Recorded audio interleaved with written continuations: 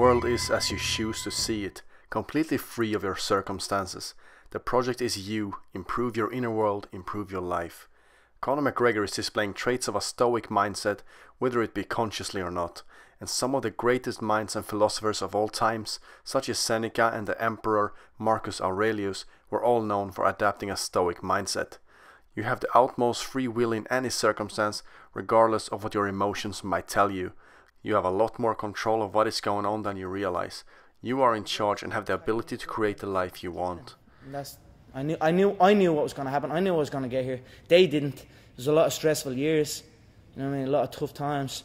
But I proved them wrong. I proved myself right. The first lesson to develop a successful Stoic mindset is to want what you already have. It's about realizing that the solution to your unhappy life is right in front of you. Focus on being content on where you are and what you already have. I want this. I want to do this and I want to do that. But the vibe you're putting out is want. You're always going to want. And I always have the attitude that I have. And I always felt like I was a black belt walking in. You know what I mean? I always felt like I was the world champion. I always felt like I already could do everything. I was only telling you about the surfing the other day. I was got the rental, walking around like I was a fucking pro. You know what I mean? But I don't want anything. I have everything. That's a mindset. I mean, I have everything. This is a powerful concept and goes against the popular belief and materialistic thinking. Learn to appreciate what you already have.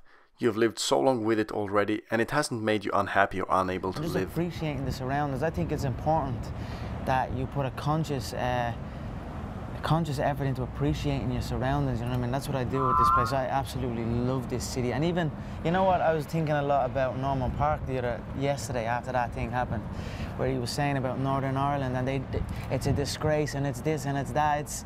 It's a negative thing towards your home nation or whatever. You know, but that's not the right way to be. You need to have you need to appreciate your surroundings and be grateful for it, and that's when good things happen. You know what I mean? But to have that bitterness and that negativity, then things start going bad. You know what I mean? So I think the fact that I have them thoughts and the fact that I appreciate everything and I'm grateful for the things around me and the way things are going, that's why it's going so good for me. So the first lesson of Stoicism is to never take anything for granted, and don't root your sense of happiness in possessions or achievements. Wanting to have what you already have will make you more grateful and happy on a daily basis. Everything that happens in the world is neutral. All the events has a different effect on everyone, so the natural conclusion is that events are neutral. Your own reaction and perception of the event is what causes your unhappiness. They said they were embarrassed. They were embarrassed or whatever. I don't give a shit about that. It was a spectacle. Everyone there was enjoying it. At the end of the day, when I went to Rio, they were threatening my life. They were saying crazy. The guy that was translating things to me couldn't actually speak them out loud on the mic because they were that bad. But I didn't give a shit about that. It's all part of the business. No matter how you react to an event or situation, the facts will remain the same. Instead of overreacting over the fact that you are powerless to stop the situation from happening, focus on what you can control. Realize that everything is neutral. I had a hell of a lot more wrong with me than a bruised rib. And I still showed up. I prepared for this camp essentially in the physical therapist room. Practice separation. To practice separation and effectively handle the sources of helplessness and stress, separate your life into two buckets: things you can control and things you cannot. Are you annoyed that you have to be here 11 days before your fight? Is it my favorite thing? No, it's not, but it is what it is. I done it in Boston. I've done it. It seems to be normal occurrence for me now. Maybe my next contract I might negotiate a little bit better, but once I'm here, I enjoy it, to be honest. Is it ideal? It's not, but we get on with it. Improvise, adapt, and overcome. That's something I say to myself daily, and this is just something else that we adapt to and we overcome. You will have a greater probability of success if you don't waste time worrying about or tweaking things you cannot control, but spend that energy on things you can control. Ask yourself, will any amount of worrying change an outcome you cannot control? You can't control the weather, the economy, or other people's opinions of you. I'm out there, I'm too cocky or something, or I don't know. I don't pay attention to that. There's only a certain a certain group who I listen to, and I don't listen to no one else. I don't hear about nothing else. I don't want to hear about nothing else. If someone starts trying to tell me about something, like, don't tell them. I don't need to hear that shit. I don't want to hear that. So I don't really give a shit what people think. So turning the obstacle upside down. Adapting a Stoic mindset is particularly helpful when battling the obstacles we face in our lives. Defeat negative judgment and turn the obstacle around. Train yourself to avoid judging events as purely good or bad. Realize you can turn any obstacle upside down to suit your purposes. It's like that, you know, it stings real bad, but this is the fight business. I've been on the end of many defeats in my life, and I've rose back, so I will not shy away from it. I will not make excuses for it. I will assess it and come back. Seek to interpret things that you would normally consider negative as positive opportunities. This is a philosophical exercise that Stoics constantly engage in, and the most practical effect is enabling the thinker to become immune to negative emotional spirals. Division. I actually enjoyed the fact that a person could take the shots and keep coming. He kept his composure. He went into almost autopilot mode with the shots. His face was bust up, and I went into panic mode. There was just a shift of energy, and he capitalized on it. I think with a bit of adjustment and a recognition that the heavier man can take, it must take more than one, more than two, more than three to put the heavier man away. I think if I go in with that mindset at a heavier weight, I will do fine again. Instead, they've made a habit to force alternative thought patterns to gain perspective and become able to rationally move forward. This mentality can be applied to all negative events. See the negative events as an opportunity to practice inner strength, calm, control, and level-headedness. Surprise, surprise, motherfucker! The king is back! The more you turn the obstacle upside down, the more you'll realize that there is no such thing as good or bad. There's only your perception of it, and you decide how to deal with it. I have no emotion, good or bad. So for me to hear that he was hating, I've never hated a guy so much. That was weird to me. Assume voluntary discomfort. This is one of the central mindsets that may have the biggest impact on your daily life.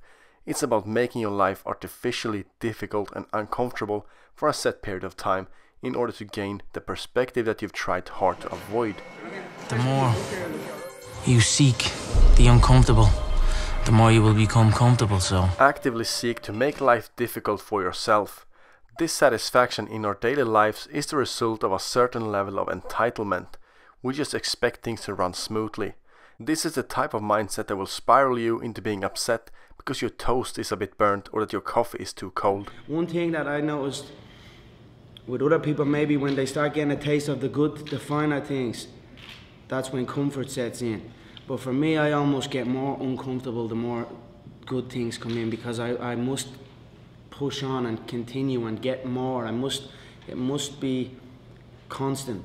According to the Stoic philosophy, just because you can afford yourself a nice meal every single day doesn't mean you should do so.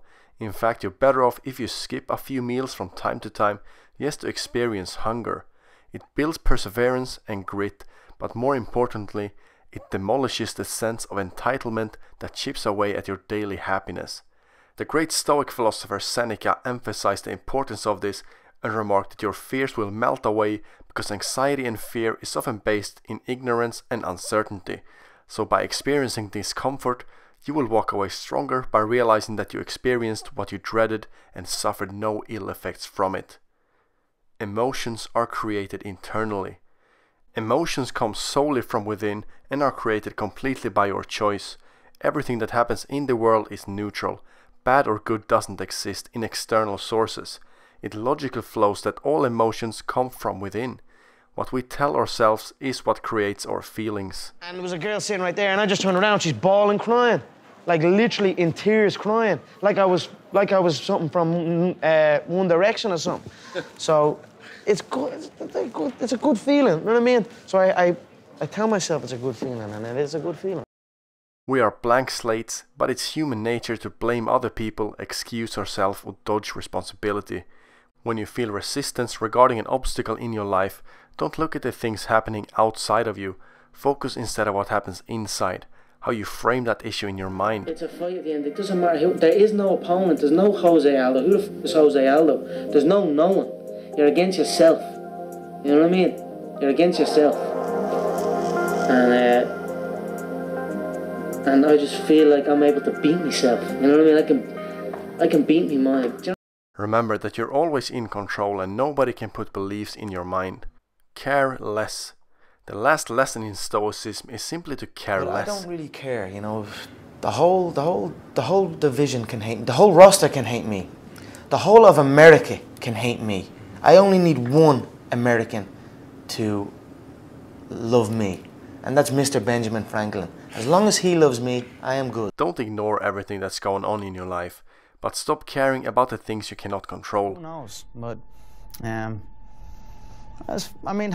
don't really feel anything changes. I mean, it's just essentially it's just like a fight. You know, someone wins, someone loses, and then you wake up, and then the day is, everyone's life carries on. It seems like the biggest, most important thing at that moment in time, but then you wake up and the day just carries on, and it's the same. So free up your internal resources to focus your time and mental energy on things that truly matter. Actually, it's similar to what I'm involved in a way, but as far as conniving and this divisive or anything like that, I haven't seen anything like that, so I cannot comment on that.